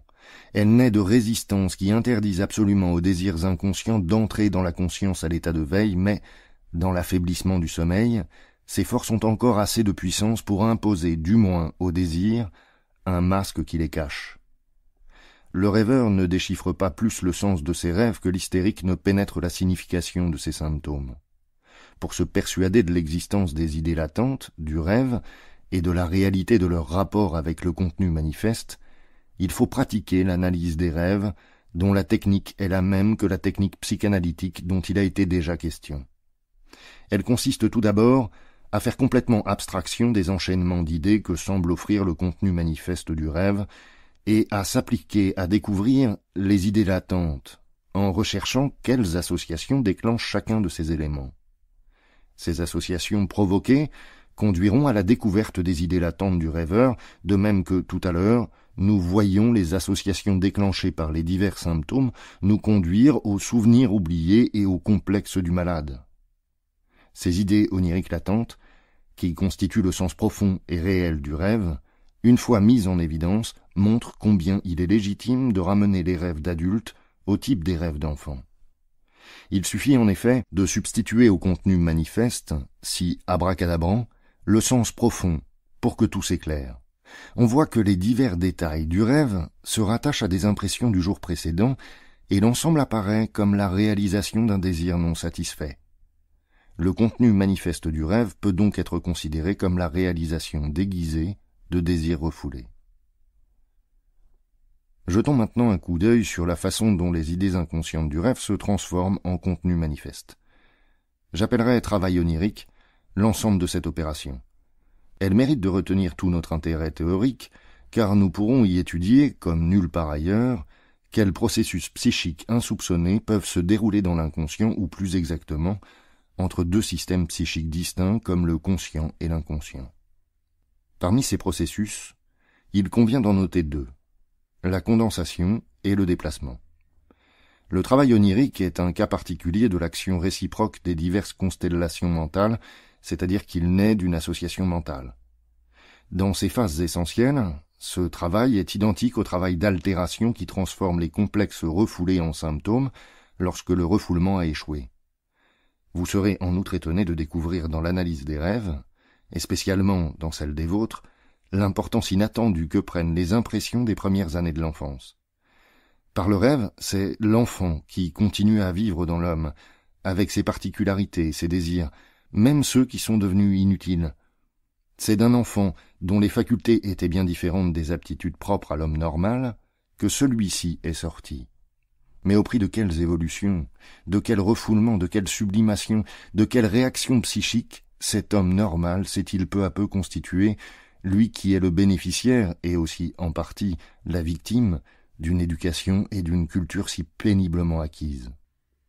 J'ai encore constaté, dans l'analyse des rêves, et je tiens à attirer votre attention là-dessus, que l'inconscient se sert, surtout pour représenter les complexes sexuels, d'un certain symbolisme qui parfois varie d'une personne à l'autre, mais qui a aussi des traits généraux et se ramène à certains types de symboles tels que nous les retrouvons dans les mythes et dans les légendes. Il n'est pas impossible que l'étude du rêve nous permette de comprendre à leur tour ces créations de l'imagination populaire. On a opposé à notre théorie que le rêve serait la réalisation d'un désir, les rêves d'angoisse. Je vous prie instamment de ne pas vous laisser arrêter par cette objection. Outre que ces rêves d'angoisse ont besoin d'être interprétés avant qu'on puisse les juger, il faut dire que l'angoisse en général ne tient pas seulement au contenu du rêve, ainsi qu'on se l'imagine, quand on ignore ce qu'est l'angoisse des névrosés. L'angoisse est un refus que le moi oppose au désir refoulé devenu puissant. C'est pourquoi sa présence dans le rêve est très explicable si le rêve exprime trop complètement ses désirs refoulés. Vous voyez que l'étude du rêve se justifierait déjà par les éclaircissements qu'elle apporte sur des réalités qui, autrement, seraient difficiles à comprendre. Or, nous y sommes parvenus au cours du traitement psychanalytique des névroses. D'après ce que nous avons dit jusqu'ici, il est facile de voir que l'interprétation des rêves, quand elle n'est pas rendue trop pénible par les résistances du malade, conduit à découvrir les désirs cachés et refoulés, ainsi que les complexes qu'ils entretiennent. Je peux donc passer au troisième groupe de phénomènes psychiques, dont tire parti la technique psychanalytique. Ce sont tous les actes innombrables de la vie quotidienne que l'on rencontre aussi bien chez les individus normaux que chez les névrosés, et qui se caractérisent par le fait qu'ils manquent leur but. On pourrait les grouper sous le nom d'actes manqués. D'ordinaire, on ne leur accorde aucune importance, ce sont des oublis inexplicables, par exemple l'oubli momentané des noms propres, les lapsus linguae, les lapsus calami, les erreurs de lecture, les maladresses, la perte ou le bris d'objets, etc. Toutes choses auxquelles on n'attribue ordinairement aucune cause psychologique et qu'on considère simplement comme des résultats du hasard, des produits de la distraction, de l'inattention, etc. À cela s'ajoutent encore les actes et les gestes que les hommes accomplissent sans les remarquer et, à plus forte raison, sans y attacher d'importance psychique. Jouer machinalement avec des objets, fredonner des mélodies, tripoter ses doigts, ses vêtements, etc. Ces petits faits, les actes manqués comme les actes symptomatiques et les actes de hasard, ne sont pas si dépourvus d'importance qu'on est disposé à l'admettre en vertu d'une sorte d'accord tacite. Ils ont un sens et sont, la plupart du temps, faciles à interpréter. On découvre alors qu'ils expriment eux aussi des pulsions et des intentions que l'on veut cacher à sa propre conscience et qu'ils ont leur source dans des désirs et des complexes refoulés semblables à ceux des symptômes et des rêves. Considérons-les donc comme des symptômes. Leur examen attentif peut conduire à mieux connaître notre vie intérieure. C'est par eux que l'homme trahit le plus souvent ses secrets les plus intimes. S'ils sont habituels et fréquents, même chez les gens sains qui ont réussi à refouler leurs tendances inconscientes, cela tient à leur futilité et à leur peu d'apparence. Mais leur valeur théorique est grande, puisqu'ils nous prouvent l'existence du refoulement et des substituts, même chez les personnes bien portantes. Vous remarquerez déjà que le psychanalyste se distingue par sa foi dans le déterminisme de la vie psychique. Celle-ci n'a, à ses yeux, rien d'arbitraire ni de fortuit. Il imagine une cause particulière là où, d'habitude, on n'a pas l'idée d'en supposer. Bien plus, il fait souvent appel à plusieurs causes, à une multiple motivation pour rendre compte d'un phénomène psychique, alors que d'habitude on se déclare satisfait avec une seule cause pour chaque phénomène psychologique. Rassemblez maintenant tous les moyens de découvrir ce qui est caché, oublié, refoulé dans la vie psychique, l'étude des associations qui naissent spontanément dans l'esprit du malade, celle de ses rêves, de ses maladresses, actes manqués, actes symptomatiques de toutes sortes, ajoutez-y l'utilisation d'autres phénomènes qui se produisent dans le traitement psychanalytique et sur lesquels je ferai plus tard quelques remarques quand je parlerai du transfert, vous conclurez avec moi que notre technique est déjà assez efficace pour ramener à la conscience les éléments psychiques pathogènes et pour écarter les maux produits par la formation de symptômes substituts. Nous voyons, et nous nous en félicitons, que nos efforts thérapeutiques ont encore pour conséquence d'enrichir nos connaissances théoriques sur la vie psychique, normale et pathologique. Je ne sais si vous avez eu l'impression que la technique dont je viens de vous décrire l'arsenal est particulièrement difficile. Je crois qu'elle est tout à fait appropriée à son objet. Pourtant, cette technique n'est pas évidente d'elle-même. Elle doit être enseignée comme la méthode histologique ou chirurgicale. Vous serez peut-être étonné d'apprendre que nous l'avons entendu juger par une quantité de personnes qui ne savent rien de la psychanalyse, qui ne l'emploient pas et qui poussent l'ironie jusqu'à exiger que nous leur prouvions l'exactitude de nos résultats. Il y a certainement, parmi ces adversaires, des gens qui ont l'habitude de la pensée scientifique, qui, par exemple, ne repousseraient pas les conclusions d'une recherche au microscope parce qu'on ne pourrait pas les confirmer en examinant la préparation anatomique à l'œil nu et qui, en tout cas, ne se prononceraient pas avant d'avoir considéré eux-mêmes la chose au moyen du microscope. Mais la psychanalyse, il est vrai, est dans une situation spéciale qui lui rend plus difficile d'obtenir l'approbation. Que veut le psychanalyste, en effet? Ramener à la surface de la conscience tout ce qui en a été refoulé. Or, chacun de nous a refoulé beaucoup de choses que nous maintenons peut-être avec peine dans notre inconscient. La psychanalyse provoque donc, chez ceux qui en entendent parler, la même résistance qu'elle provoque chez les malades. C'est de là que vient sans doute l'opposition si vive, si instinctive, que notre discipline a le don d'exciter. Cette résistance prend du reste le masque de l'opposition intellectuelle et enfante des arguments analogues à ceux que nous écartons chez nos malades au moyen de la règle psychanalytique fondamentale. Tout comme chez eux, nous pouvons aussi constater chez nos adversaires que leur jugement se laisse fréquemment influencer par des motifs affectifs, d'où leur tendance à la sévérité. La vanité de la conscience, qui repousse si dédaigneusement le rêve par exemple, est un des obstacles les plus sérieux à la pénétration des complexes inconscients. C'est pourquoi il est si difficile de persuader les hommes de la réalité de l'inconscient et de leur enseigner une nouveauté qui contredit les notions dont s'est accommodée leur conscience. Quatrième leçon. Les complexes pathogènes, les symptômes morbides sont liés à la sexualité infantile, l'auto-érotisme, la libido et son évolution, perversion sexuelle, le complexe d'Oedipe. Voyons maintenant ce que les procédés techniques que je viens de décrire nous ont appris sur les complexes pathogènes et les désirs refoulés des névrosés. La première découverte à laquelle la psychanalyse nous conduit, c'est que régulièrement, les symptômes morbides se trouvent liés à la vie amoureuse du malade. Elle nous montre que les désirs pathogènes sont de la nature des composantes érotiques et nous oblige à considérer les troubles de la vie sexuelle comme une des causes les plus importantes de la maladie. Je sais que l'on n'accepte pas volontiers cette opinion. Même des savants qui s'intéressent à mes travaux psychologiques inclinent à croire que j'exagère la part étiologique du facteur sexuel. Ils me disent « Pourquoi d'autres explications psychiques ne provoqueraient-elles pas aussi des phénomènes de refoulement et de substitution ?»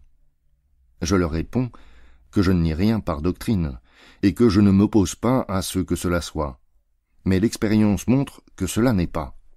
L'expérience prouve que les tendances d'origine non sexuelle ne jouent pas un tel rôle, qu'elles peuvent parfois renforcer l'action des facteurs sexuels, mais qu'elles ne les remplacent jamais. Je n'affirme pas ici un postulat théorique.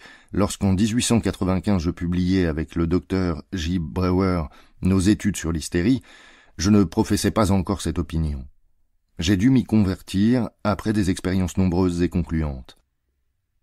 Mes amis et mes partisans les plus fidèles ont commencé par se montrer parfaitement incrédules à cet égard, jusqu'à ce que leurs expériences analytiques les aient convaincus. L'attitude des malades ne permet guère, il est vrai, de démontrer la justesse de ma proposition. Au lieu de nous aider à comprendre leur vie sexuelle, ils cherchent au contraire à la cacher par tous les moyens. Les hommes, en général, ne sont pas sincères dans ce domaine. Ils ne se montrent pas tels qu'ils sont, ils portent un épais manteau de mensonges pour se couvrir comme s'il faisait mauvais temps dans le monde de la sensualité.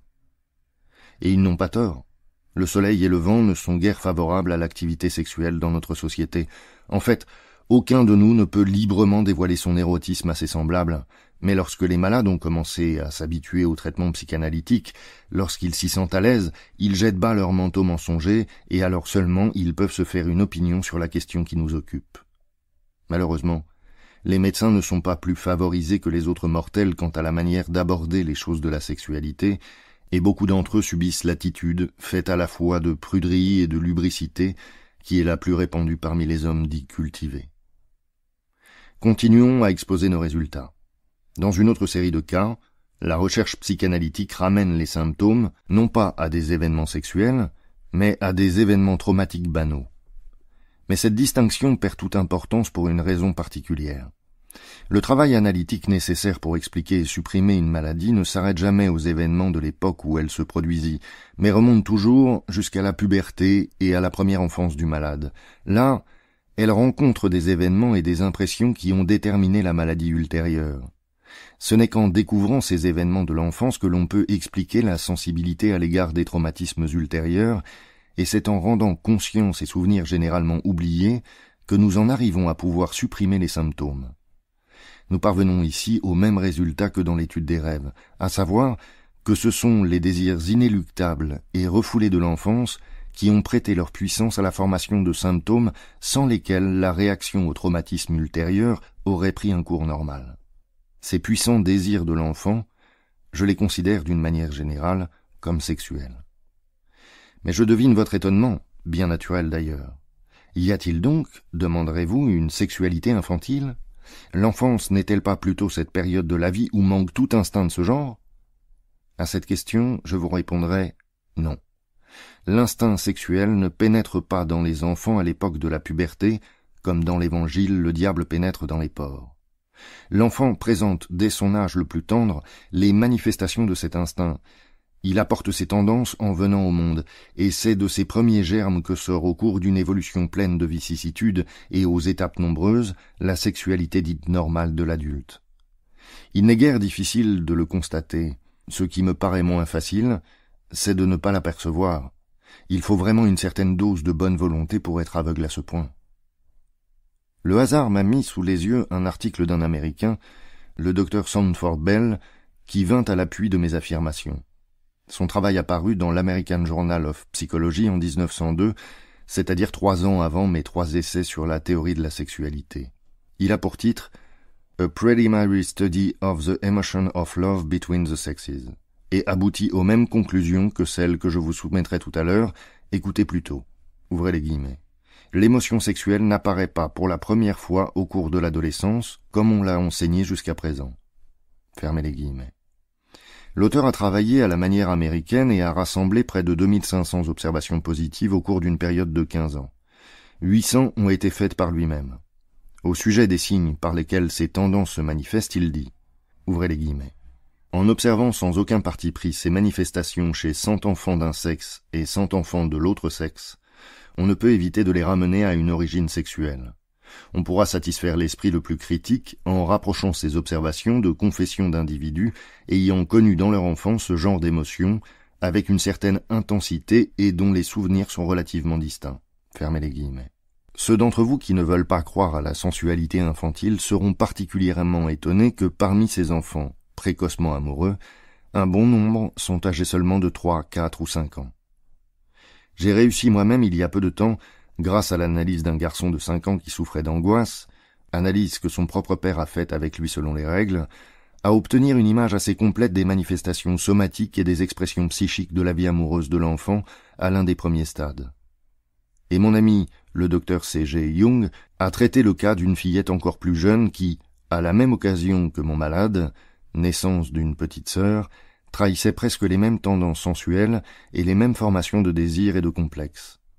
Je ne doute pas que vous vous habituiez à cette idée, d'abord étrange, de la sexualité infantile, et je vous cite comme exemple celui du psychiatre de Zurich, M.E. Blauler, qui, il y a quelques années encore, disait publiquement qu'il ne comprenait pas du tout mes théories sexuelles, et qui, depuis, à la suite de ses propres observations, a confirmé dans toute son étendue l'existence de la sexualité infantile. Si la plupart des individus, médecins ou non, se refusent à l'admettre, je me l'explique sans peine. Sous la pression de l'éducation, ils ont oublié les manifestations érotiques de leur propre enfance et ne veulent pas qu'on leur rappelle ce qui a été refoulé. Leur manière de voir serait tout autre s'ils voulaient prendre la peine de retrouver, par la psychanalyse, leurs souvenirs d'enfants, les passer en revue et chercher à les interpréter. Cessez donc de douter et voyez plutôt comment ces phénomènes se manifestent dès les premières années. L'instinct sexuel de l'enfant est très compliqué. On peut y distinguer de nombreux éléments issus de sources variées.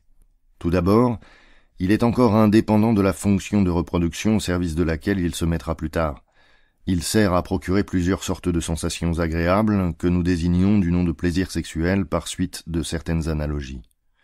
La principale source du plaisir sexuel infantile est l'excitation de certaines parties du corps particulièrement sensibles, autres que les organes sexuels. La bouche, l'anus, l'urètre, ainsi que l'épiderme et d'autres surfaces sensibles. Cette première phase de la vie sexuelle infantile, dans laquelle l'individu se satisfait au moyen de son propre corps et n'a besoin d'aucun intermédiaire, nous l'appellerons, d'après l'expression créée par Havelock Ellis, la phase de l'auto-érotisme. Ces parties propres à procurer le plaisir sexuel, nous les appelons zones érogènes. La succion, ou têtement des petits-enfants, est un bon exemple de satisfaction auto-érotique procurée par une zone érogène. Le premier observateur scientifique de ce phénomène, le pédiatre Lindner de Budapest, avait déjà interprété ces faits, à juste titre, comme une satisfaction sexuelle et décrit à fond le passage de cet acte élémentaire à d'autres formes supérieures de l'activité sexuelle. Une autre satisfaction sexuelle, de cette première époque, est l'excitation artificielle des organes génitaux, qui conserve pour la suite de la vie une grande importance et que certains individus ne surmontent jamais complètement. À côté de ces activités auto-érotiques et d'autres du même genre, se manifeste très vite, chez l'enfant, ces composantes instinctives du plaisir sexuel ou, comme nous l'appelons volontiers, de la libido, qui exigent l'intervention d'une personne étrangère. Ces instincts se présentent par groupes de deux, opposés l'un à l'autre, l'un actif, l'autre passif, dont voici les principaux. Le plaisir de faire souffrir, sadisme, avec son opposé passif, masochisme, le plaisir de voir et celui d'exhiber, du premier se détachera plus tard l'exhibition artistique et dramatique. D'autres activités sexuelles de l'enfant appartiennent déjà au stade du choix de l'objet, choix dans lequel une personne étrangère devient l'essentiel. Dans les premiers temps de la vie, le choix de cette personne étrangère dépend de l'instinct de conservation. La différence des sexes ne joue pas le rôle décisif dans cette période infantile. Sans crainte d'être injuste, on peut attribuer à chaque enfant une légère disposition à l'homosexualité. Cette vie sexuelle de l'enfant, décousue, complexe mais dissociée, dans laquelle l'instinct seul tend à procurer des jouissances, cette vie se condense et s'organise dans deux directions principales, si bien que la plupart du temps, à la fin de la puberté, le caractère sexuel de l'individu est formé. D'une part, les tendances se soumettent à la suprématie de la zone génitale, processus par lequel toute la vie sexuelle entre au service de la reproduction, et la satisfaction des premières tendances n'a plus d'importance qu'en tant qu'elle prépare et favorise le véritable acte sexuel. D'autre part, le désir d'une personne étrangère chasse l'auto-érotisme, de sorte que, dans la vie amoureuse, toutes les composantes de l'instinct sexuel tendent à trouver leur satisfaction auprès de la personne aimée. Mais toutes les composantes instinctives primitives ne sont pas autorisées à prendre part à cette fixation définitive de la vie sexuelle. Avant l'époque de la puberté, sous l'influence de l'éducation, se reproduisent des refoulements très énergiques de certaines tendances et des puissances psychiques comme la honte, le dégoût, la morale s'établissent en gardiennes pour contenir ce qui a été refoulé.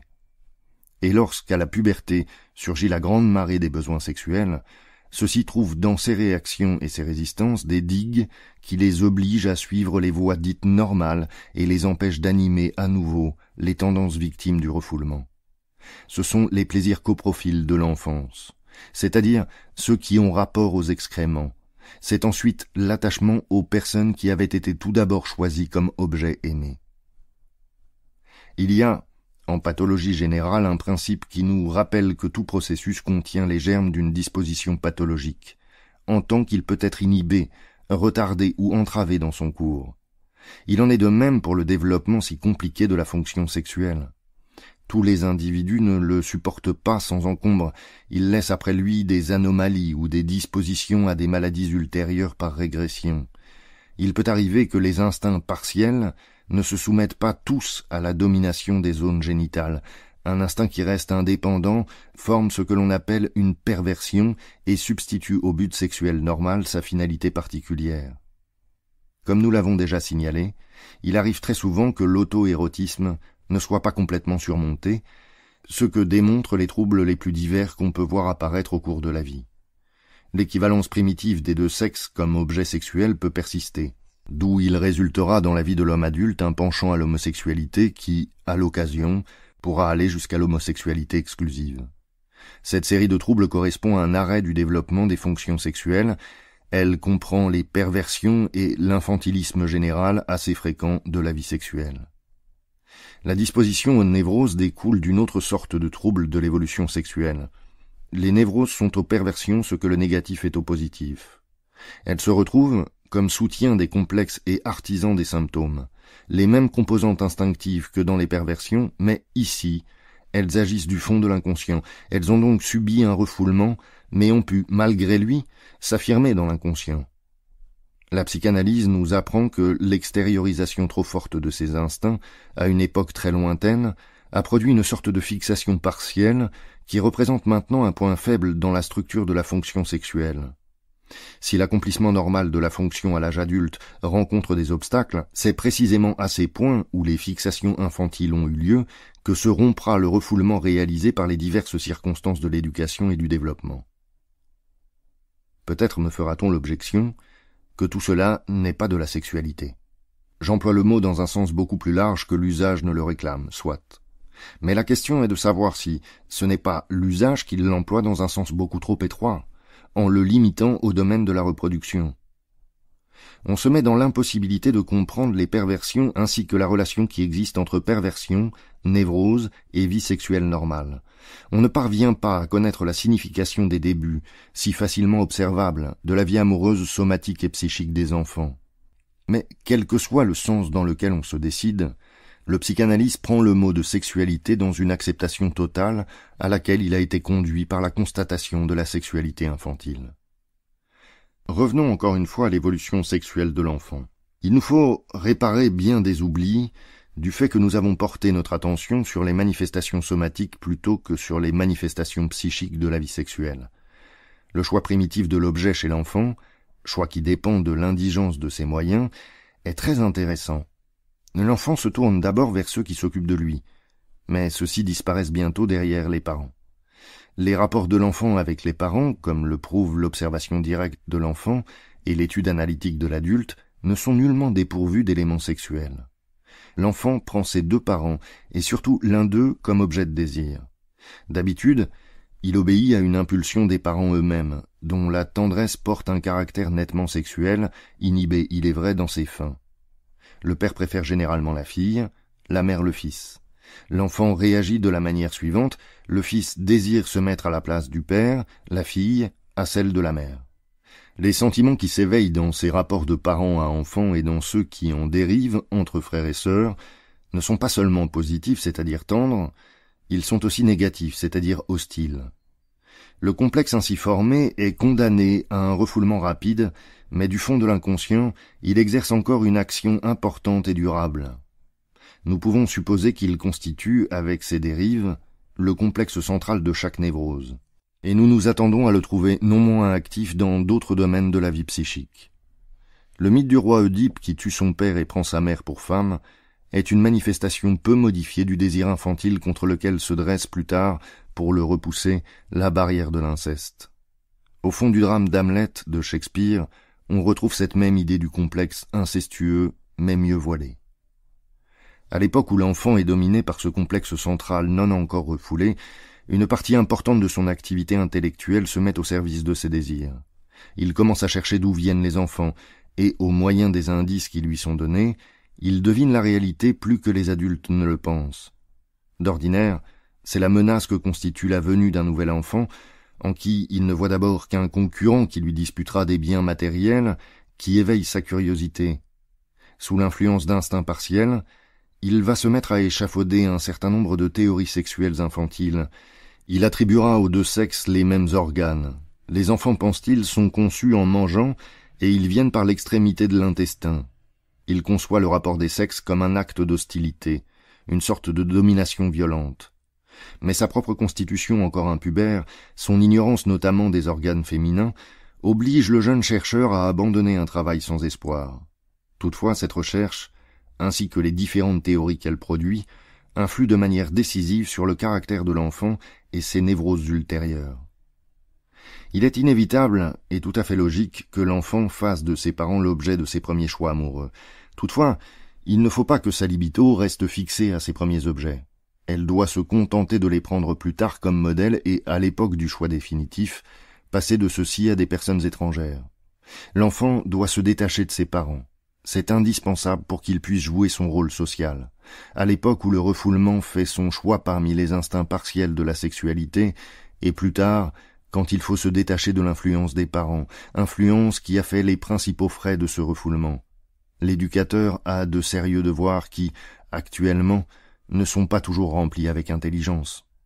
Ces considérations sur la vie sexuelle et le développement psychosexuel ne nous ont éloignés, comme il pourrait le paraître, ni de la psychanalyse ni du traitement des névroses.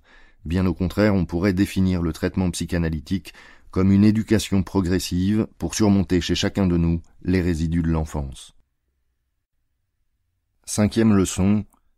Nature et signification des névroses, la fuite hors de la réalité, le refuge dans la maladie, la régression, relation entre les phénomènes pathologiques et diverses manifestations de la vie normale, l'art, le transfert, la sublimation.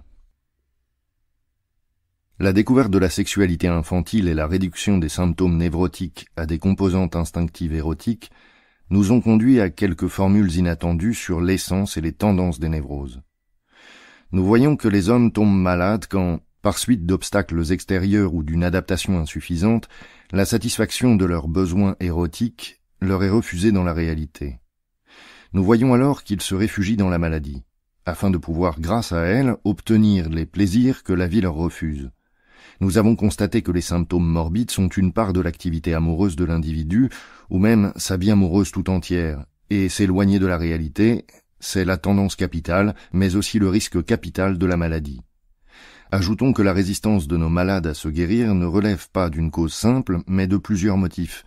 Ce n'est pas seulement le moi du malade qui se refuse énergiquement à abandonner des refoulements qui l'aident à se soustraire à ses dispositions originelles, mais les instincts sexuels eux-mêmes ne tiennent nullement à renoncer à la satisfaction que leur procure le substitut fabriqué par la maladie, et tant qu'ils ignorent si la réalité leur fournira quelque chose de meilleur. La fuite hors de la réalité pénible ne va jamais sans provoquer un certain bien-être, même lorsqu'elle aboutit à cet état que nous appelons maladie, parce qu'il est préjudiciable aux conditions générales de l'existence. Elle s'accomplit par voie de régression, en évoquant les phases périmées de la vie sexuelle qui étaient l'occasion pour l'individu de certaines jouissances. La régression a deux aspects. D'une part, elle reporte l'individu dans le passé, en ressuscitant des périodes antérieures de sa libido, de son besoin érotique. D'autre part, elle suscite des expressions qui sont propres à ces périodes primitives. Mais ces deux aspects chronologique et aspect formel, se ramènent à une formule unique qui est « retour à l'enfance et rétablissement d'une étape infantile de la vie sexuelle ». Plus on approfondit la pathogénèse des névroses, plus on aperçoit les relations qui les unissent aux autres phénomènes de la vie psychique de l'homme, même à ceux auxquels nous attachons le plus de valeur. Et nous voyons combien la réalité nous satisfait peu malgré nos prétentions. Aussi, sous la pression de nos refoulements intérieurs, entretenons-nous au-dedans de nous toute une vie de fantaisie qui, en réalisant nos désirs, compense les insuffisances de l'existence véritable. L'homme énergique, et qui réussit, c'est celui qui parvient à transmuer en réalité les fantaisies du désir. Quand cette transmutation échoue par la faute des circonstances extérieures et de la faiblesse de l'individu, celui-ci se détourne du réel. Il se retire dans l'univers plus heureux de son rêve. En cas de maladie, il en transforme le contenu en symptômes. Dans certaines conditions favorables, il peut encore trouver un autre moyen de passer de ses fantaisies à la réalité, au lieu de s'écarter définitivement d'elles par régression dans le domaine infantile. J'entends que, s'il possède le don artistique, psychologiquement si mystérieux, il peut, au lieu de symptômes, transformer ses rêves en créations esthétiques. Ainsi échappe-t-il au destin de la névrose et trouve-t-il dans ce détour un rapport avec la réalité. Quand cette précieuse faculté manque ou se montre insuffisante, il devient inévitable que la libido parvienne par régression à la réapparition des désirs infantiles et donc à la névrose. La névrose remplace à notre époque le cloître où avaient coutume de se retirer toutes les personnes déçues par la vie ou trop faibles pour la supporter. Je voudrais souligner ici le principal résultat auquel nous sommes parvenus grâce à l'examen psychanalytique des névrosés, à savoir que les névroses n'ont aucun contenu psychique propre qui ne se trouve aussi dans les personnes saines ou, comme l'a dit C.G. Jung, que les névrosés souffrent de ces mêmes complexes contre lesquels nous aussi, hommes sains, nous luttons. Il dépend des productions quantitatives, de la relation des forces qui luttent entre elles, que le combat aboutisse à la santé, à la névrose ou à des productions surnormales de compensation. Je dois encore mentionner le fait le plus important qui confirme notre hypothèse des forces instinctives et sexuelles de la névrose. Chaque fois que nous traitons psychanalytiquement un névrosé, ce dernier subit l'étonnant phénomène que nous appelons transfert. Cela signifie qu'il déverse sur le médecin un trop-plein d'excitation affectueuse, souvent mêlée d'hostilité, qui n'ont leur source ou leur raison d'être dans aucune expérience réelle. La façon dont elles apparaissent et leur particularité montrent qu'elles dérivent d'anciens désirs du malade devenu inconscient. Ce fragment de vie affective qu'il ne peut plus rappeler dans son souvenir, le malade le revit aussi dans ses relations avec le médecin, et ce n'est qu'après une telle reviviscence par le transfert qu'il est convaincu de l'existence comme de la force de ses mouvements sexuels inconscients. Les symptômes qui, pour emprunter une comparaison à la chimie, sont les précipités d'anciennes expériences d'amour, au sens le plus large du mot, ne peuvent se dissoudre et se transformer en d'autres produits psychiques qu'à la température plus élevée de l'événement du transfert. Dans cette réaction, le médecin joue, selon l'excellente expression de Ferenczi, le rôle d'un ferment catalytique qui attire temporairement à lui les affects qui viennent d'être libérés. L'étude du transfert peut aussi vous donner la clé de la suggestion hypnotique, dont nous nous étions servis au début comme moyen technique d'exploration de l'inconscient.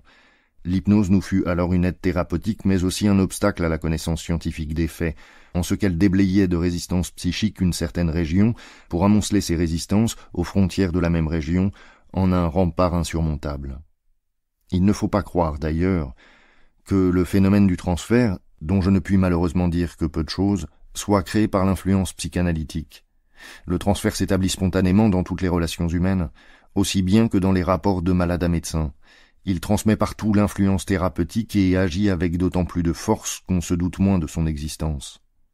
La psychanalyse ne le crée donc pas, elle le dévoile seulement et s'en empare pour orienter le malade vers le but souhaité.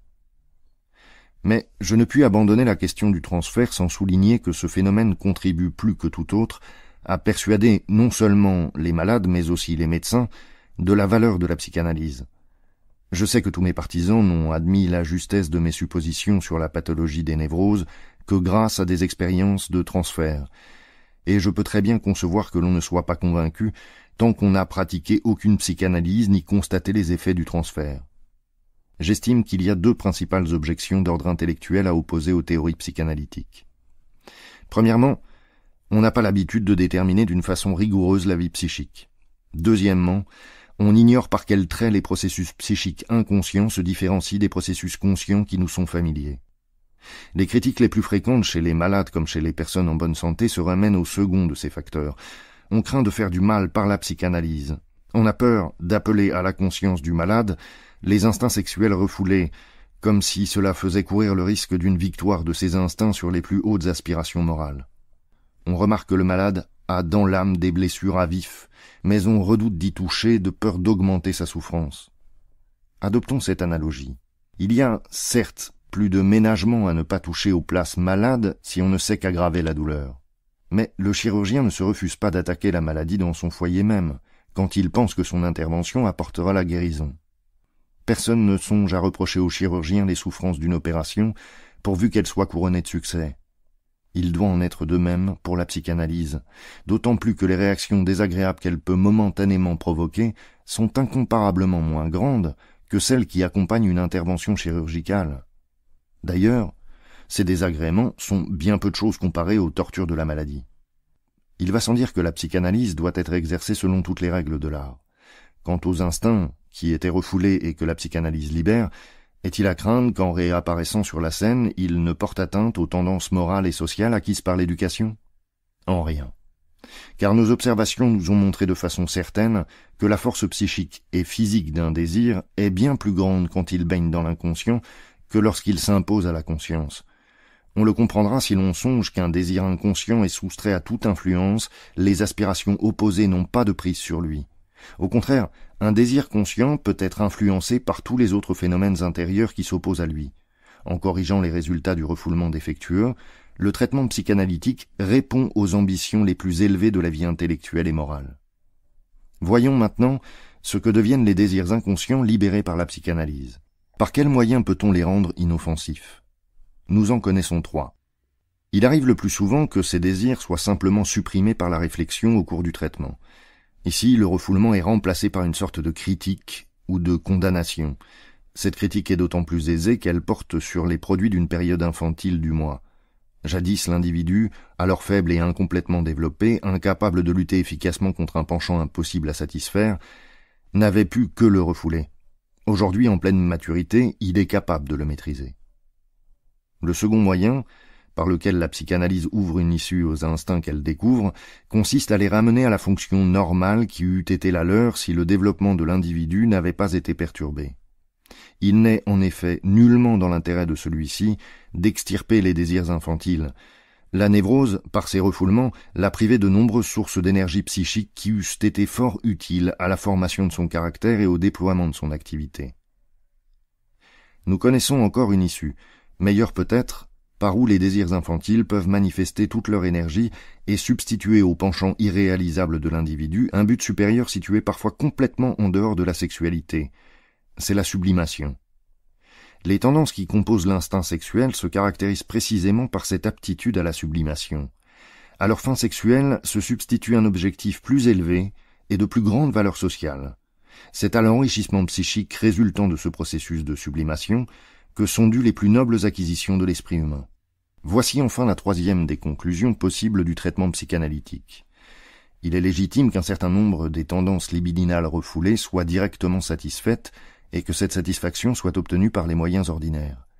Notre civilisation, qui prétend à une autre culture, rend en réalité la vie trop difficile à la plupart des individus et, par l'effroi de la réalité, provoque des névroses sans qu'elle ait rien à gagner à cet excès de refoulement sexuel.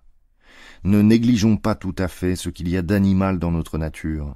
Notre idéal de civilisation n'exige pas qu'on renonce à la satisfaction de l'individu.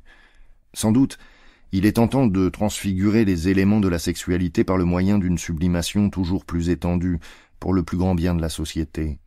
Mais, de même que dans une machine on ne peut transformer en travail mécanique utilisable la totalité de la chaleur dépensée, de même on ne peut espérer transmuer intégralement l'énergie provenant de l'instinct sexuel.